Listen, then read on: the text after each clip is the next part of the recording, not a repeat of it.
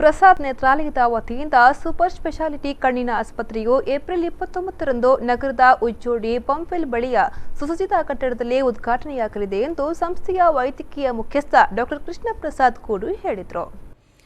ಮಂಗಳೂರಿನಲ್ಲಿ ನಡೆದ ಸುದ್ದಿಗೋಷ್ಠಿಯಲ್ಲಿ ಮಾತನಾಡಿದ ಅವರು, ಕೇಂದ್ರ ಸಚಿವ ಶ್ರೀಪಾದ್ ನಾಯಕ್ ಏಪ್ರಿಲ್ 29ರಂದು ಆಸ್ಪತ್ರೆಯನ್ನು ಉದ್ಘಾಟಿಸಲಿದ್ದಾರೆ. ಪುತ್ತಿಗೆ ಮಠದ ಶ್ರೀ ಸುಗುಣೇಂದ್ರ ತೀರ್ಥ ಸ್ವಾಮೀಜಿ ಆಶೀರ್ವಚನ ನೀಡಲಿದ್ದಾರೆ.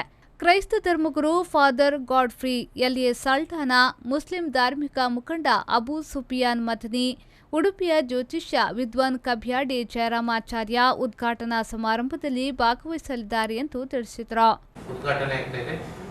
ಉದ್ಘಾಟನೆಯಲ್ಲಿರುವಂತಹ ಚೀಫ್ ಗೆಸ್ಟಿನ ವಿವರಗಳನ್ನು ನಿಮಗೆ ಇನ್ವಿಟೇಷನ್ ಮೂಲಕ ಕೊಟ್ಟಿದ್ದೇನೆ. ಆದರೆ ಶ್ರೀ ಶ್ರೀ ಶ್ರೀ ಸುಗುಣೇಂದ್ರ ತೀರ್ಥ ಸ್ವಾಮೀಜಿಯವರ ಒಂದು ದಿವ್ಯ ಹಸ್ತದಿಂದ ದೀಪ ಬೆಳಗಿಸ್ತಾ ಇದ್ದಾರೆ.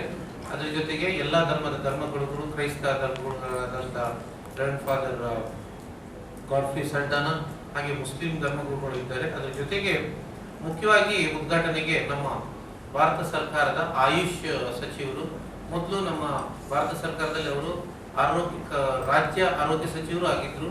ಈಗ ಆಯುಷ್ ಅಂದ್ರೆ ಆರೋಗ್ಯ ಸಂಬಂಧಪಟ್ಟಂತ ಸಚಿವರು ಶ್ರೀಪಾದ್ ನಾಯ್ಕರು ಅವರು ಬಂದು ಉದ್ಘಾಟನೆಯನ್ನು ಮಾಡ್ತಾ ಇದ್ದಾರೆ. ಸುದ್ದಿಗೋಷ್ಠಿಯಲ್ಲಿ ಪ್ರಸಾದ್ ನೇತ್ರಾಲಯದ ಪಾಲುದಾರ ಹಾಗೂ ನೇತ್ರ ತಜ್ಞರಾದ ಡಾಕ್ಟರ್ ವಿಕ್ರಮ್ ಜೈನ್, ಡಾಕ್ಟರ್ ಚಿನ್ನಪ್ಪ ಎಚಿ, ಡಾಕ್ಟರ್ ಹರೀಶ್ ಶೆಟ್ಟಿ, ಡಾಕ್ಟರ್ ಜೇಕಬ್ ಚಾಕೋ ಮೊದಲಾದವರು ಉಪಸ್ಥಿತರಿದ್ದರು.